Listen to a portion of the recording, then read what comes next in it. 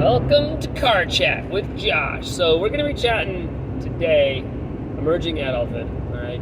So we've got some theories about emerging adulthood. We've got some conditions that emerging adults face, some special conditions that are unlike any other. That's what I'm talking about, okay? So what's going to be interesting is today we got this theoretical stage stuff, okay? Let's look what it says. Stats Canada reveals that higher proportions of young adults screened positive for depression and anxiety in February of 2021. So what the heck's going on there? Why are you getting higher anxiety than other people?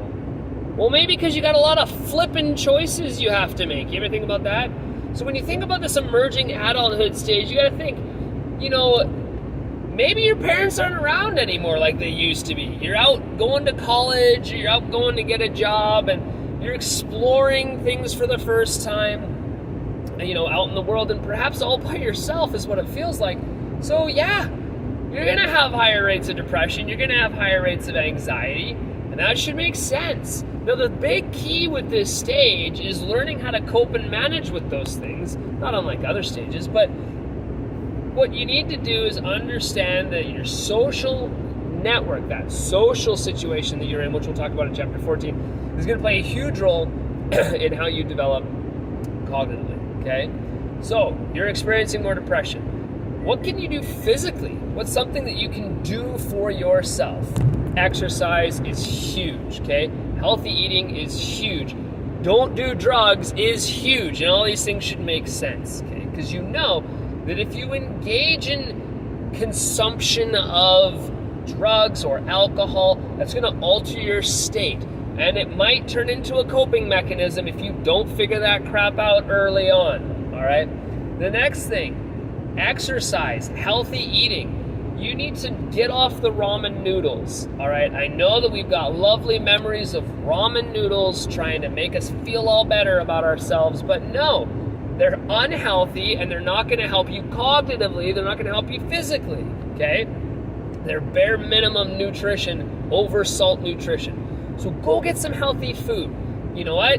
You're not going to be able to eat as much if you go get the healthy food, or at least the quantity might be less because it's more expensive, but your body will thank you for it.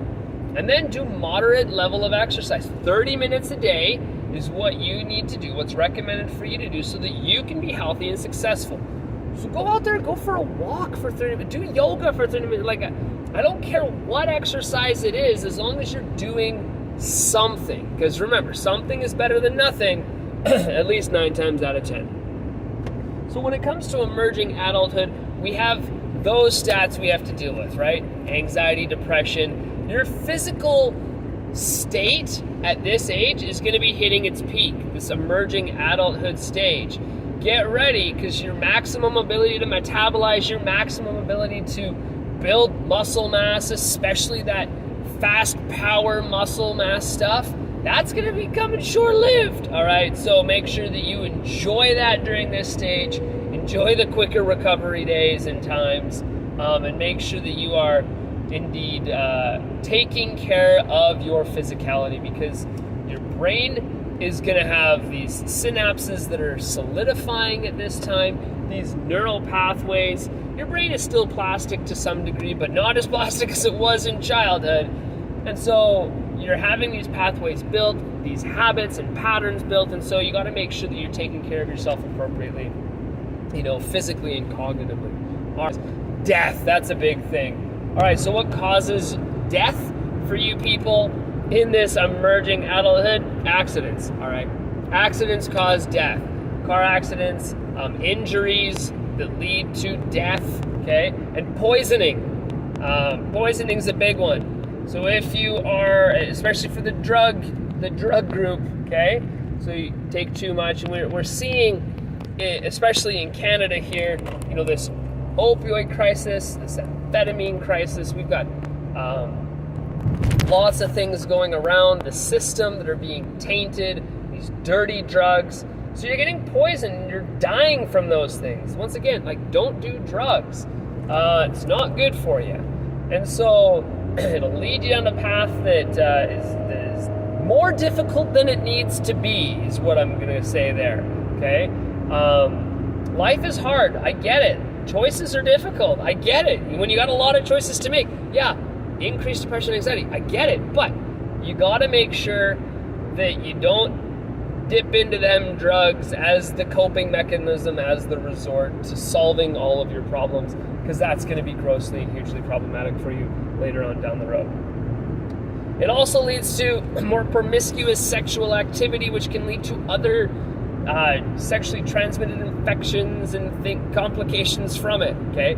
So when it comes to sexual activity in early adulthood, you are going to be potentially at this stage more sexually promiscuous than in potentially the other adulting stages, but there's exploration that's going on. You're trying to gain a sense of your identity. You're wrapping up that stage psychosocially, and so maybe you're still trying to understand your sexual identity and your sexual self. And so we've got this community, growing community of 2S LGBTQ, and the variety of struggles that they face. The opportunities available to them when it comes to building their relationships and how those relationships are perceived by others.